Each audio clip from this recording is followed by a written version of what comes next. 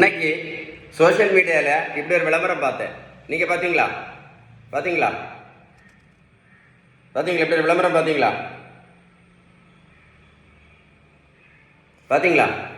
இன்னைக்கு sugar, pressure, கெட்ட cholesterol, இதெல்லாம் சுகர், ப்ரெஷர், கெட்ட கொலஸ்ட்ரால், இது மூணும் எதனால வருதுன்னு ஒரு ஆள்கிட்ட கேட்டால் இன்னைக்கு யாருக்குமே தெரியாது. சுகர், ப்ரெஷர், கெட்ட கொலஸ்ட்ரால் எதனால வருது அப்படின்னா இந்த இன்சுலின் ரெசிஸ்டன்ஸ்னால வருது. இந்த இன்சுலின் ரெசிஸ்டன்ஸ் சரி பண்ணணும்னா ஒரே ஒரு வழி தான் இருக்குது.